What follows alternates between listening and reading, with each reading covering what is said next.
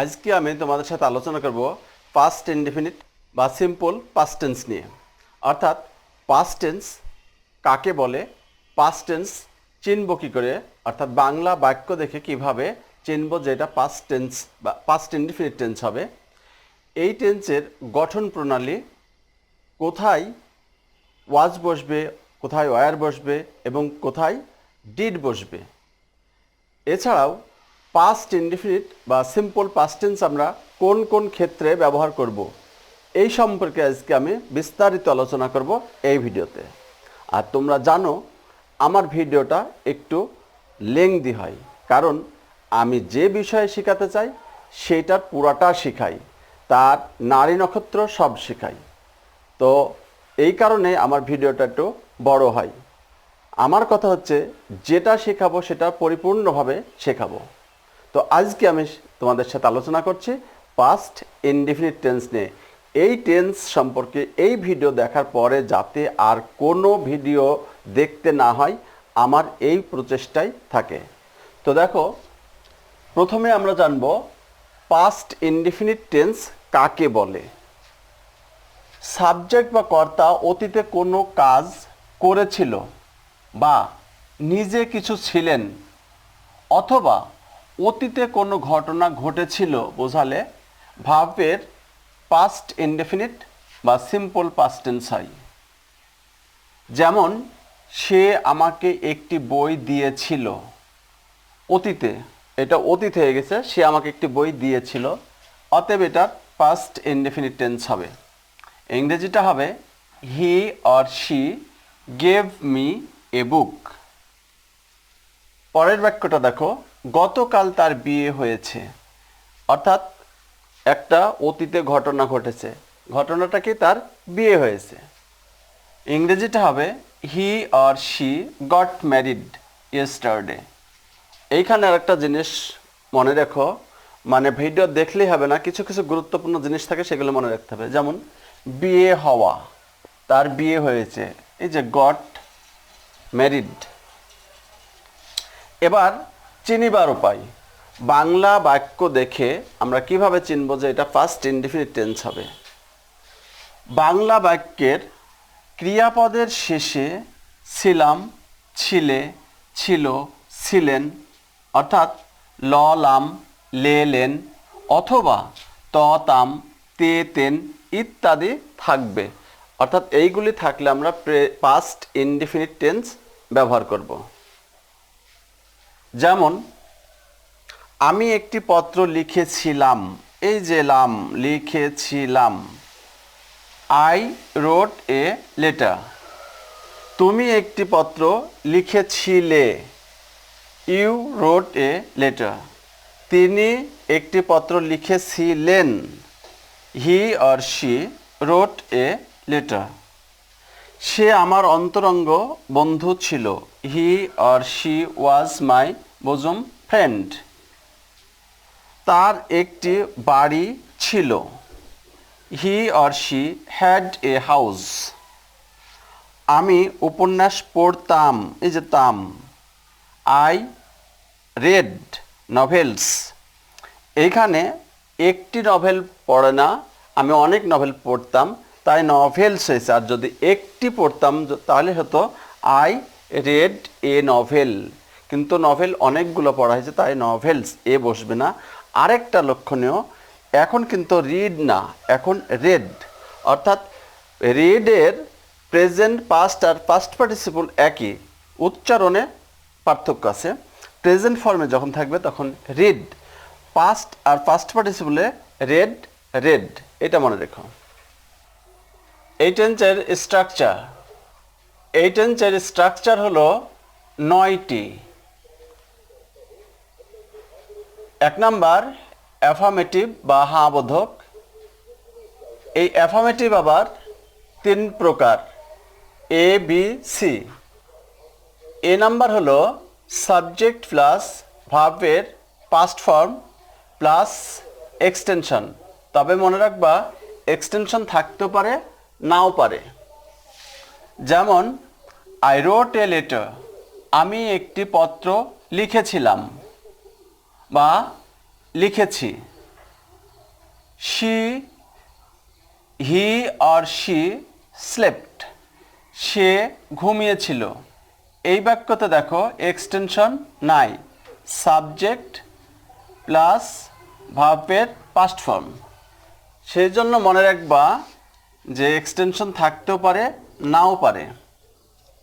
B number, subject plus was বা were plus extension.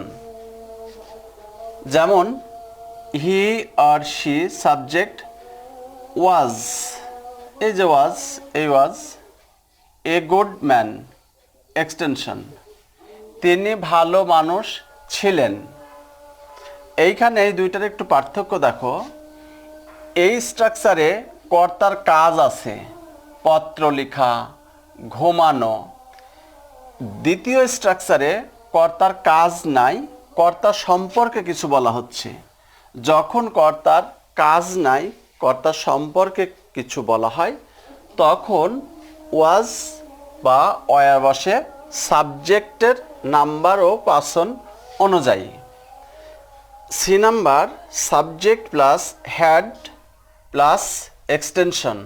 যেমন they had a cow, এই যে এই হ্যাড, এই হ্যাড, তাদের একটি গাভী ছিল। 3 নম্বর স্ট্রাকচারে দেখো, এই স্ট্রাকচারটা আমরা কখন ব্যবহার করব? যখন কর্তার কোনো কাজ বোঝাবে না, কর্তার সম্পর্কেও কিছু বলা হবে না, কিন্তু কর্তার অধীনে কিছু ছিল বোঝালে। কর্তার গরু ছিল, কর্তার মোবাইল ছিল, কর্তার বাড়ি ছিল, এই যে ইত্যাদি থাকলে তখন আমরা এই স্ট্রাকচারটা ব্যবহার করব। তাহলে অ্যাফার্মেটিভের 3টা গেল। এবার নেগেটিভ অর্থাৎ না বোধক পাস্ট ইনডিফিনিটের নেগেটিভ করব কিভাবে, তার স্ট্রাকচার। নেগেটিভও 3 প্রকার। যেমন এ নাম্বার হলো subject plus did not plus মূল ভার্বের প্রেজেন্ট ফর্ম। প্রেজেন্ট ফর্ম খুব ভালো করে মনে রাখবা। এই পাস্ট ইনডিফিনিট টেন্সে যখন আমরা ডিড ব্যবহার করব, তখন মূল ভার্বের প্রেজেন্ট ফর্ম হবে।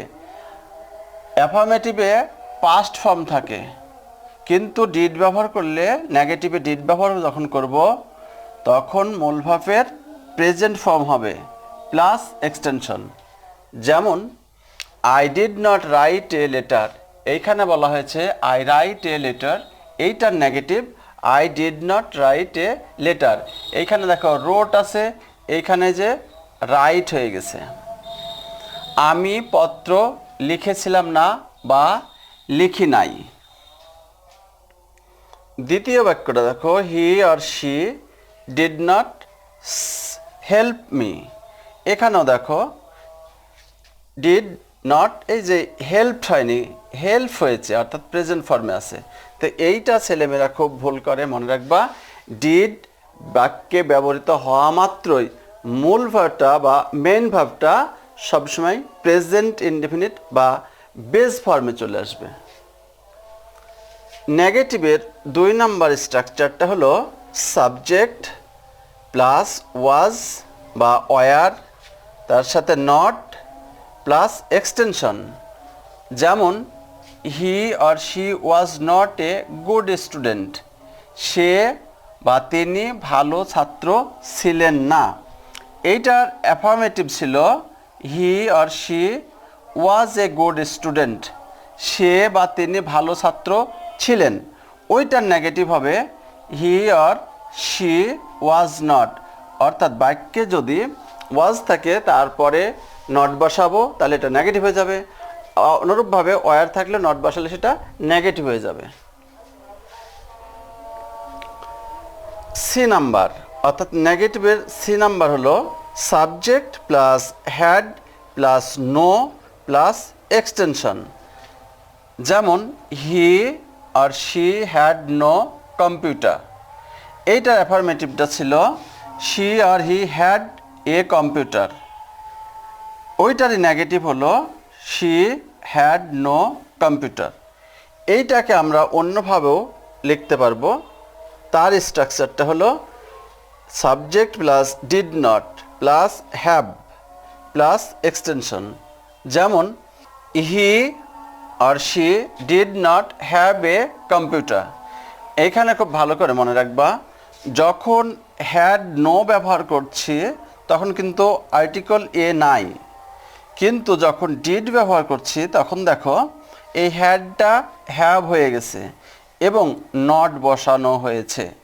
এইটা মনে রাখবা, হ্যাড নো থাকলে পরে আর্টিকেল বসবে না, কিন্তু ডিড নট ব্যবহার করলে এ আর্টিকেল এ বা অ্যান বসবে। সাথে সাথে আরেকটা জিনিস লক্ষ্য করো, এখানে হ্যাড আছে কিন্তু যখন ডিড ব্যবহার করেছি তখন কি হয়েছে, হ্যাভ হয়ে গেছে। এবার ইন্টারোগেটিভ বা প্রশ্নবোধক। প্রশ্নবোধকের প্রথম স্ট্রাকচারটা হলো ডিড প্লাস সাবজেক্ট প্লাস মূল ভার্বের প্রেজেন্ট ফর্ম প্লাস এক্সটেনশন। যেমন সে কি বই কিনেছিল, did he or she buy a book. ইন্টারোগেটিভের 2 নম্বর স্ট্রাকচার হলো was or were plus subject plus extension. অর্থাৎ সাবজেক্ট সম্পর্কে যখন কোনো কিছু বলা হবে তখনকার ইন্টারোগেটিভের স্ট্রাকচারটা এইটা। যেমন সে কি তোমার বন্ধু ছিল, ওয়াজ হি ইয়োর ফ্রেন্ড। তারা কি খেলোয়াড় ছিল, were they players. 3 number had plus subject plus extension. যেমন তোমার কি ল্যাপটপ ছিল, হ্যাড ইউ এ ল্যাপটপ, অথবা did you have a laptop. অর্থাৎ এই স্ট্রাকচার বা এই বাক্যটাকে আমরা দুইভাবে লিখতে পারবো ইংরেজিতে। তোমার কি ল্যাপটপ ছিল, হ্যাড ইউ এ ল্যাপটপ, অথবা did you have a laptop. দেখো আবার ডিড ব্যবহার করলে মূল ভার্বের এই যে প্রেজেন্ট ফর্ম বা বেস ফর্ম। এই গেল ইন্টারোগেটিভের স্ট্রাকচার। এবার 4 নাম্বার নেগেটিভ ইন্টারোগেটিভের গঠন। একই সাথে বাক্যটা নেগেটিভ হবে এবং ইন্টারোগেটিভ হবে। তার 1 নাম্বার গঠনটা হলো ডিডন্ট প্লাস সাবজেক্ট প্লাস ভার্বের প্রেজেন্ট ফর্ম প্লাস এক্সটেনশন। যেমন didn't you see him or her. তুমি কি তাকে দেখোনি। দেখো বাক্যটা একই সাথে নেগেটিভ এবং ইন্টারোগেটিভ। এই ধরনের বাক্যের ইংরেজি হবে didn't you see him or হার।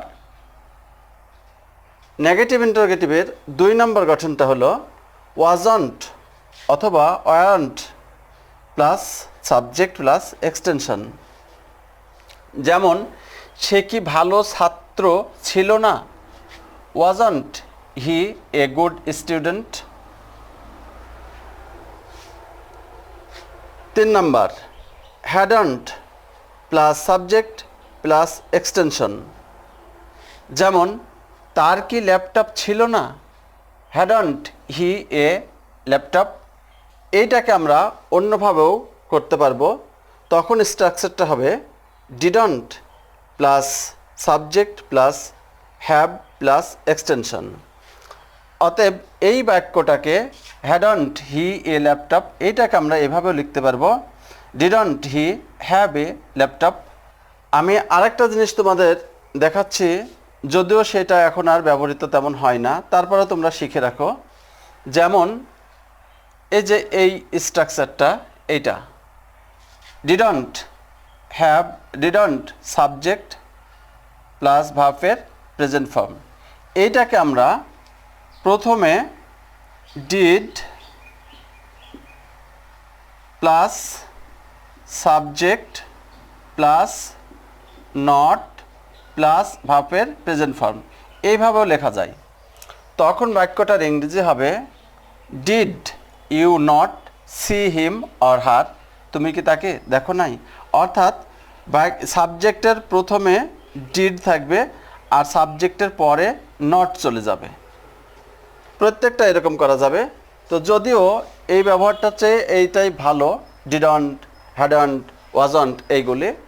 তো তোমরা জেনে রাখো যে এইগুলি আবার আমরা ওইভাবে ব্যবহার করতে পারবো, দুইভাবে ব্যবহার করা যাবে, তবে এইটাই ভালো। ওয়াজন্ট, ওয়ারেন্ট, ডিডন্ট, হ্যাডন্ট, এইগুলি। হ্যাঁ, তো এইটা যদি আমি ওয়াজটা সাবজেক্টের আগে রাখবো এবং সাবজেক্টের পরে নট বসাতে হবে। আবার এখানে আর একটা ব্যতিক্রম আছে, সাবজেক্ট যদি নাউন হয় তখন নটও আগে বসবে, অর্থাৎ ওয়াজও আগে নটও আগে বসবে। কাজে এখানে একটা ঝামেলাও আছে, সেজন্য এইটাই ব্যবহার করবো, ওয়াজন্ট, ওয়ারেন্ট, এইগুলি সহজ। আমি যে স্ট্রাকচারগুলি তোমাদের শেখালাম তার উপর আরও কয়েকটি উদাহরণ এনে স্ট্রাকচারগুলি আমি তোমাদের ক্লিয়ার করার চেষ্টা করব। যেমন মনে করো অ্যাফার্মেটিভ, মানে এখানে দেখো 3টা ছক আছে, 1 2 3। প্রথম ছকে দেখানো হবে কর্তা কোনো কাজ করেছিল, সেইটার affirmative, negative, interrogative and negative interrogative কেমন হবে।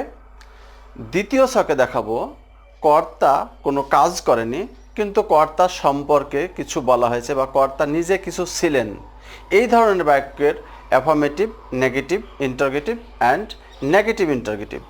আবার কর্তা কিছু করেনি, কর্তা কিছু ছিল না বা কর্তা সম্পর্কে কিছু বলা হয়নি, কিন্তু কর্তা নিজের কিছু ছিল, কোনো জিনিস ছিল, সেই সব বাক্যের কিভাবে নেগেটিভ, ইন্টারগেটিভ এবং নেগেটিভ ইন্টারগেটিভ করা হবে সেইটা আমি দেখাবো, যাতে তোমাদের এই স্ট্রাকচারগত কোনো ভুল না হয়। প্রথম বাক্যটা দেখো অ্যাফার্মেটিভ, তুমি পত্র লিখেছিলে বা তুমি একটি পত্র লিখেছিলে। এর ইংরেজি হবে ইউ রোট এ লেটার। এই বাক্যটারই নেগেটিভ, তুমি পত্র লিখেছিলে না, you did not write a letter. ভালো করে দেখো, এই বাক্যটার নেগেটিভ ইউ ডিড নট, অতিরিক্ত আমাদের ডিড নট নিতে হয়েছে, এবং যখন ডিড নট ব্যবহার করেছি তখন দেখো আমাদের মূল ভার্বটার প্রেজেন্ট ফর্ম হয়ে গেছে বা বেস ফর্ম হয়ে গেছে। এই জিনিসটাই ছেলেমেয়েরা খুব ভুল করে। পাস্ট টেন্স করার সময় বা পাস্ট ইনডেফিনিট করার সময় ডিডও ব্যবহার করে এবং মূল ভার্বের পাস্ট ফর্মই রাখে। তো ওইটা যদি তোমরা রাখো তাহলে কিন্তু ভুল হবে। ঠিক এই বাক্যটারে ইন্টারোগেটিভ অর্থাৎ প্রশ্নবোধক কেমন হবে দেখো, তুমি কি পত্র লিখেছিলে, ইংরেজিটা হবে did you write a letter. এই যে প্রথমে সাবজেক্টের প্রথমে আমরা ডিড ব্যবহার করব, তারপরে সাবজেক্ট, তারপরে মূল ভার্বের প্রেজেন্ট ফর্ম, তারপরে এক্সটেনশন। এই বাক্যটারই আবার নেগেটিভ ইন্টারোগেটিভ, তুমি কি পত্র লিখনি বা লিখেছিলে না, তুমি কি পত্র লিখেছিলে না বা লেখনি। ইংরেজিটা হবে didn't you write a letter. এই যে দেখো ডিডের সাথে নট, এটা কন্ট্রাক্টেড ফর্ম বা শর্ট ফর্ম বলা হয়। অন্যভাবে did you not write a letter, তো এইটার চেয়ে এইটাই লিখবা তোমরা, এটাই ব্যবহার করবা, এটাই স্মার্ট এবং ভালো, ঝামেলা কম। এই গেল কর্তার কাজ, কর্তা কোনো কাজ করেছিল, করেছিল না, করেছিল কি, এইরকম। এবার মনে করো কর্তা কোনো কাজ করেনি কিন্তু কর্তা নিজে কিছু ছিলেন বা কর্তা সম্পর্কে কিছু বলা হয়েছে, কিছু বলা হয়নি, এই ধরনের। অ্যাফার্মেটিভ যেমন সে ভালো ছাত্র ছিল, এখানে দেখো কর্তা সম্পর্কে বলা হচ্ছে কি যে কর্তা নিজে একজন ভালো ছাত্র ছিল। ইংরেজিটা হবে he was a good student. সে একজন ভালো ছাত্র ছিল, সে একজন ভালো মানুষ ছিল, তিনি একজন ভালো চালক ছিলেন, ইত্যাদি ইত্যাদি। যখন এরকম আমরা বাক্য পাবো তখন এই রকম আমরা ট্রান্সলেশন করব, সাবজেক্ট ওয়াজ বা ওয়ার। যদি সাবজেক্টটা প্লুরাল হয় তাহলে ওয়ার ব্যবহার করব, এটা আমি পরে দেখাচ্ছি। এই বাক্যটা নেগেটিভ, সে ভালো ছাত্র ছিল না। এখানে দেখো সে ভালো ছাত্র ছিল, এখানে নেগেটিভে সে ভালো ছাত্র ছিল না। তখন কি হবে, এই যে আমাদের ওয়াজ আছে, এই ওয়াজটার পরে আমরা নট বসিয়েছি, আর বাদ বাকি দেখো অনুরূপ আছে, সব ঠিক আছে। শুধু ওয়াজ বা ওয়ার থাকলে তারপরে নট ব্যবহার করলে বাক্যটা নেগেটিভ হয়ে যাবে। এই বাক্যটারই আবার ইন্টারোগেটিভ, সে কি ভালো ছাত্র ছিল। তখন দেখো কি করেছি, এই ওয়াজটাকে সাবজেক্টের প্রথমে বসিয়ে দিয়েছি, তখন এটা ইন্টারোগেটিভ হয়ে গেছে। অর্থাৎ ওয়াজ হি এ গুড স্টুডেন্ট। আবার এই বাক্যটারই নেগেটিভ ইন্টারোগেটিভ, সে কি ভালো ছাত্র ছিল না। Wasn't he a good student. এই যে ওয়াজন্ট, ওয়াজ আর নটের কন্ট্রাক্টেড বা শর্ট ফর্ম ওয়াজন্ট।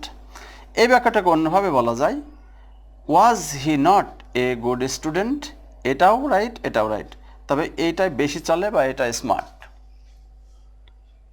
তাহলে কি গেল, কর্তার কাজ গেল, কর্তার সম্পর্কে গেল। এবার কর্তার কোনো কিছু ছিল, কোনো জিনিস ছিল তার কাছে, এই ধরনের আর কি বাক্য কেমন হবে। যেমন অ্যাফার্মেটিভে, মিনার একটি বিড়াল ছিল। ছিল, মিনা হ্যাড এ ক্যাট। মিনার একটি পুতুল ছিল। Meena had a doll. তাহার একটি গাভী ছিল। He or she had a cow. তার একটি নতুন জামা ছিল। He or she had a new shirt. এভাবে তোমাদেরকে ইংরেজিগুলি তৈরি করতে হবে। এটার নেগেটিভ দেখো, মিনার বিড়াল ছিল না। তখন কি হয়েছে, Meena had no cat. Meena had no cat, অর্থাৎ হ্যাডের পরে আমরা নট ব্যবহার করছি। কিন্তু মনে রাখবা, এই নো যখন ব্যবহার করব তখন এই আর্টিকেলটা বসানো যাবে না বা বসবে না। এইটাকে অন্যভাবে লিখতে পারবো আমরা, যেমন Meena did not have a cat. Meena did not have a cat. যখন আমরা ডিড নট ব্যবহার করেছি তখন দেখো এই যে হ্যাড আর নাই, এই হ্যাডটা কি হয়ে গেছে, হ্যাভ হয়ে গেছে। এইটা অন্যভাবে বলা যেত অন্য ফর্মে, যেমন মিনা ডিডন্ট হ্যাভ এ। এখানে ডিডন্টকে একসাথে কন্ট্রাক্টেড করা যেত ডিডন্ট। অনুরূপভাবে এইখানেও এই যে এইটা এখানেও করা যেত wasn't, he wasn't A good student. এবার কর্তার কাজ না, কর্তার সম্পর্কেও কিছু না, এবার হবে কর্তার কিছু ছিল বা কিছু ছিল না। এই ধরনের বাক্যের কেমন করে ইংরেজি করতে হবে সেটা আমরা দেখব। যেমন অ্যাফার্মেটিভ, মিনার একটি বিড়াল ছিল। ইংরেজি হবে মিনা হ্যাড এ ক্যাট। আরেকটা কথা বলি তোমাদের, দেখো এই হ্যাড যে কোনো সকল সাবজেক্টের সাথেই হ্যাড ব্যবহৃত হবে। কিন্তু এই বাক্যটার নেগেটিভ, মিনার বিড়াল ছিল না। এখানে ছিল কি, মিনার একটি বিড়াল ছিল। এখানে মিনার বিড়াল ছিল না বা মিনার একটি বিড়াল ছিল না। ইংরেজি হবে মিনা হ্যাড নো ক্যাট। ভালো করে দেখো, এই যে এখানে এ আছে, এখানে কিন্তু এ নাই। হ্যাড ব্যবহার করলে, হ্যাড দিয়ে যদি হ্যাভ দিয়ে, হ্যাড দিয়ে, হ্যাজ দিয়ে নেগেটিভ করলে নো এর পরে আর্টিকেল বসে না। এইটা অন্যভাবে যখন করব তখন আর্টিকেল বসবে। যেমন Meena did not have a cat. এই দেখো এখানে এ বসেছে, কারণ এখানে ডিড ব্যবহার করার সাথে সাথে আমাদের মূল ভার্বের প্রেজেন্ট ফর্ম হয়ে গেছে, তখন এ বসেছে। তাহলে মিনার বিড়াল ছিল না, এই বাক্যটাকে আমরা দুইভাবেই ইংরেজি করতে পারবো, মিনা হ্যাড নো ক্যাট অথবা Meena didn't have a cat. Interrogative, মিনার কি বিড়াল ছিল? এটার ইংরেজি হবে হ্যাড মিনা এ ক্যাট অথবা did Meena have a cat. এই যে ডিড ব্যবহার করেছে, তখন দেখো হ্যাডটা হ্যাভ হয়ে গেছে। এই বাক্যটার নেগেটিভ ইন্টারোগেটিভ, মিনার কি বিড়াল ছিল না। দেখো এখানে কি ছিল, মিনার কি বিড়াল ছিল।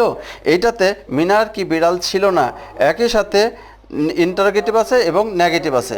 অতএব ইংরেজিটা হবে হ্যাডন্ট মিনা এ ক্যাট অথবা didn't Meena have a cat. এই দুইটার যে কোনো একটা করলেই হবে। তো আশা করি এই পাস্ট ইনডেফিনিট টেন্সের যে আমরা স্ট্রাকচারটা দেখলাম, এই উদাহরণে তোমাদের এই স্ট্রাকচারটা খুব ভালো বুঝতে পেরেছ এবং মনে থাকবে বা মনে রাখার চেষ্টা করবা। এবার আমি দেখাবো প্রেজেন্ট ইনডেফিনিট ও পাস্ট ইনডেফিনিটের ভিতর যে পার্থক্য সেটা। যেমন প্রেজেন্ট ইনডেফিনিটের স্ট্রাকচারটা হলো সাবজেক্ট প্লাস ভার্বের প্রেজেন্ট ফর্ম। পাস্ট ইনডেফিনিট হলো সাবজেক্ট প্লাস ভার্বের পাস্ট ফর্ম। এইটা মনে রাখবা, শুধু পার্থক্য এইখানেই ভার্বের বেলায়। প্রেজেন্ট ইনডেফিনিটে ভার্বের প্রেজেন্ট ফর্ম, পাস্ট ইনডেফিনিটে ভার্বের পাস্ট ফর্ম। যেমন শি রাইটস এ লেটার, এই যে writes present form.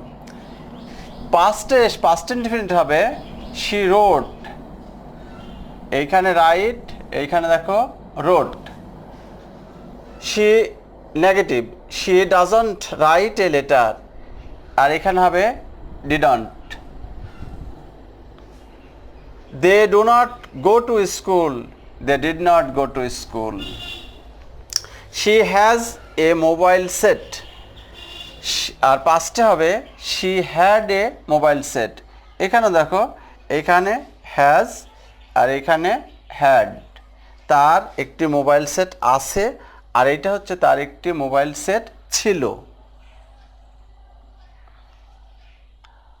She is a good student, সে ভালো ছাত্রী, সে ভালো ছাত্রী ছিল। এইখানে দেখো ইজ আর এইখানে ওয়াজ। অনুরূপভাবে দে আর গুড স্টুডেন্টস, এইখানে হবে দে ওয়ার গুড স্টুডেন্টস। এইটা অর্থাৎ প্রেজেন্ট ইনডেফিনিটে যেখানে ইজ বসবে, পাস্ট ইনডেফিনিটে ওয়াজ বসবে। প্রেজেন্ট ইনডেফিনিটে যেখানে আর বসে, পাস্ট ইনডেফিনিটে সেখানে ওয়ার বসে। তো আশা করি এই যে প্রেজেন্ট ইনডেফিনিট আর পাস্ট ইনডেফিনিটের যে পার্থক্য এটা বুঝতে পেরেছেন। আরেকটা জিনিস অ্যামালগামেট হয়ে যায়, সেটা হচ্ছে পাস্ট ইনডেফিনিট আর প্রেজেন্ট পারফেক্ট টেন্সে। তো এই দুইটার বাংলা বাক্যটা প্রায় একই ধরনের হয়, এইখানেও ছেলেমেয়েরা ভুল করে থাকে। তো এই ভুলটা যাতে না হয় সেজন্য আমি যে ভিডিওটা দিয়েছি প্রেজেন্ট পারফেক্ট টেন্সের উপর, সেই টেন্সে আমি দেখেছি প্রেজেন্ট পারফেক্ট আর প্রেজেন্ট পাস্ট ইনডেফিনিটের ভিতর যে পার্থক্য সেইটা ক্লিয়ার করে দিছে ওইখানে। তো তোমরা ওই ভিডিওটা যদি না দেখে থাকো তাহলে ওই ভিডিওটা দেখলে পাস্ট ইনডেফিনিট আর প্রেজেন্ট পারফেক্ট টেন্সের ভিতর যে পার্থক্য এটা বুঝতে পারবা ভালোভাবে।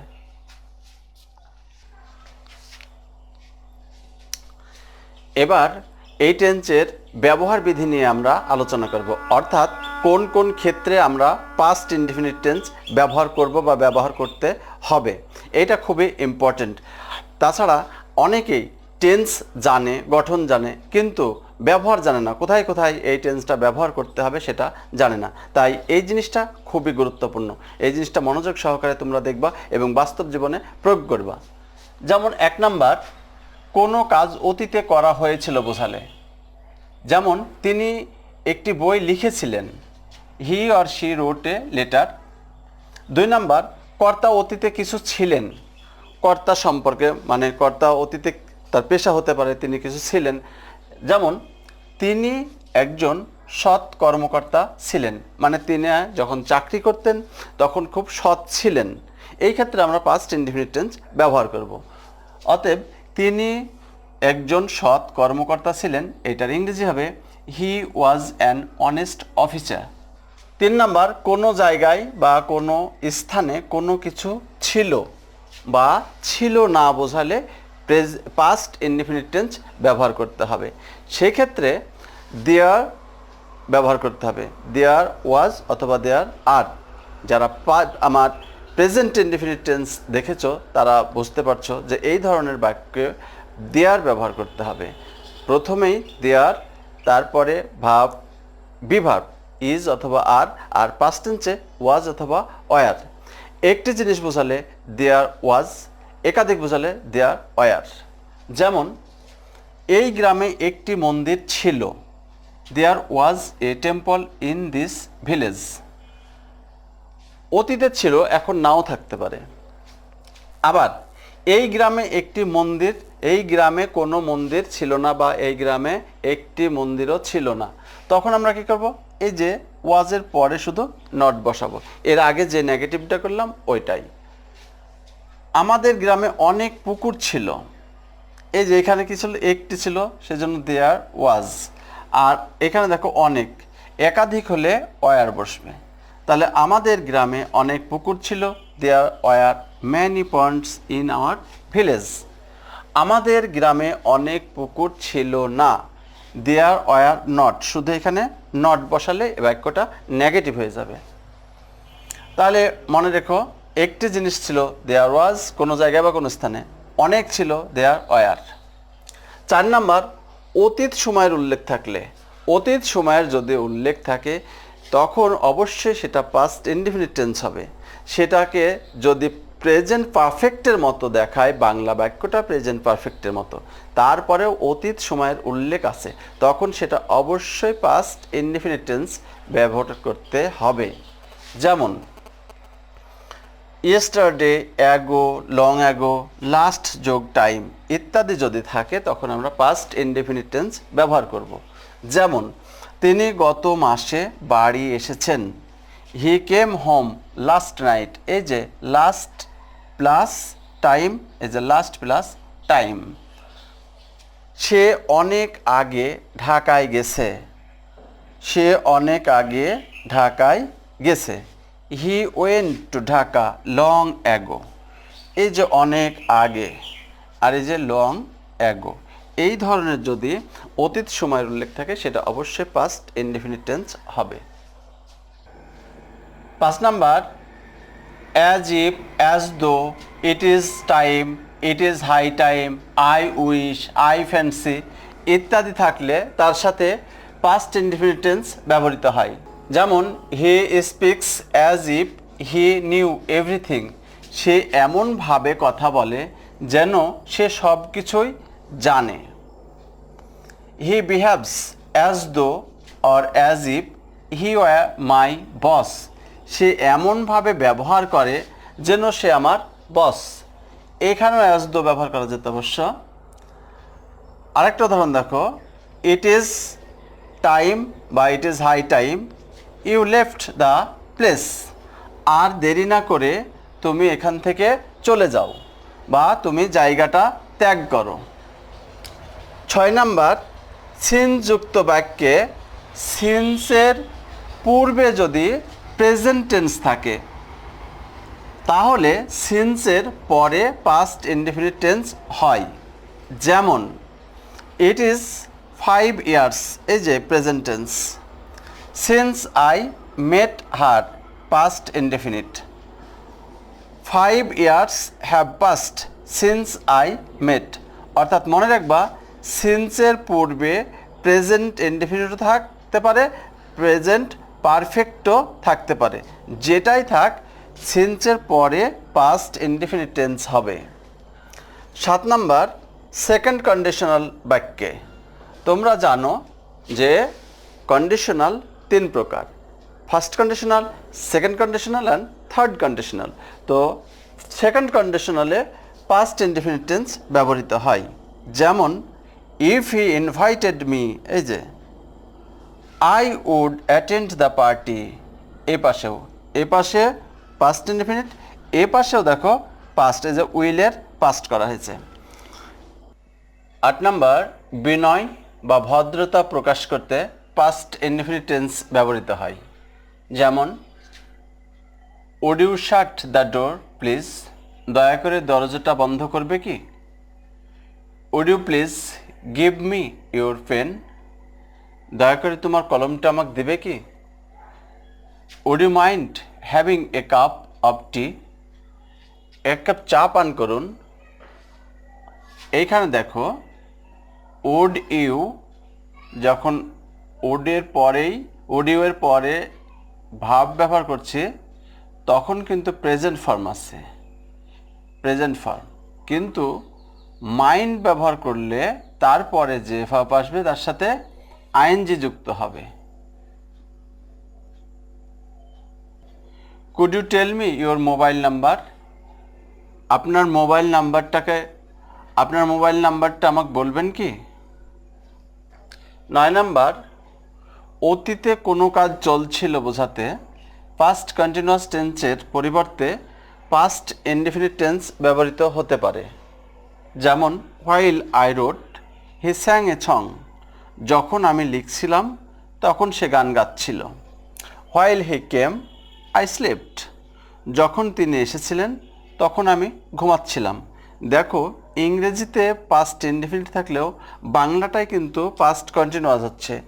যখন আমি লিখছিলাম তখন সে গাচ্ছিল, যখন সে এসেছিল তখন আমি ঘুমাচ্ছিলাম বা ঘুমিয়েছিলাম।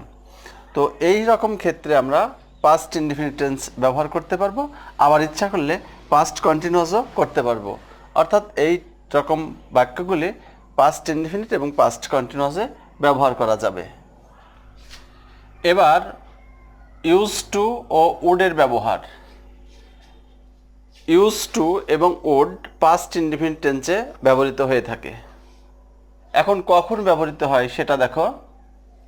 কর্তা অতীতে নিয়মিত কোনো কাজ করতেন কিন্তু এখন করেন না, অর্থাৎ কর্তার অতীতের নিয়মিত অভ্যাস বোঝালে ইউজ টু ব্যবহৃত হয়, সেটা সাবজেক্টের পরেই ইউজ টু। যেমন তিনি প্রতিদিন সকালে হাঁটতেন কিন্তু এখন আর হাঁটেন না। তাহলে এই বাক্যটার ইংরেজি হবে he or she use to walk in the morning everyday. Use to এর পরে ভার্বের প্রেজেন্ট ফর্ম হয়েছে। তাহলে এটা গেল কর্তার অতীতের নিয়মিত অভ্যাস বোঝালে ইউজ টু। অনিয়মিত অভ্যাস বোঝালে উড ব্যবহৃত হয়। যেমন তিনি প্রায় সকালে হাঁটতেন, এখানে দেখো প্রতিদিন হাঁটতেন, আর এখানে তিনি প্রায় সকালে হাঁটতেন, মাঝে নিয়মিত না, মাঝে মাঝে তার গ্যাপ যেত, তখন আমরা উড ব্যবহার করব। যেমন তিনি প্রায় সকালে হাঁটতেন, he would walk in the morning often বা ভেরি অফেন। এই হলো ইউজ টু এবং উডের ব্যবহার। কর্তা অতীতে কোনো কাজ নিয়মিত করতেন, এখন করেন না, তাহলে ইউজ টু। মাঝে মাঝে করতেন, তখন উড ব্যবহৃত হবে। তো এই আজকের ভিডিওটা। তো ভিডিওটা কেমন লাগলো কমেন্ট করবা। যদি ভালো লাগে তাহলে অবশ্যই সাবস্ক্রাইব করবা, বেল বাটন টিক চিহ্ন দেবা, শেয়ার করবা, লাইক করবা, তোমার বন্ধু বান্ধব আত্মীয় স্বজনকে জানাবা, তাহলে পারে তাদেরও উপকার হবে। আর আমার বিশ্বাস ভিডিওটা অবশ্যই তোমাদের ভালো লেগেছে। ভালোভাবে দেখলে পাস্ট ইনডেফিনিটের জন্য অন্য কোনো ভিডিও দেখার প্রয়োজন নাই। তারপরেও যদি কোনো জায়গায় বুঝতে কোনো রকম সমস্যা হয় তাহলে অবশ্যই কমেন্ট করবা, আমি সেটার আবার জবাব দেওয়ার চেষ্টা করব। তো আজকের মতো এখানেই। আল্লাহ হাফেজ।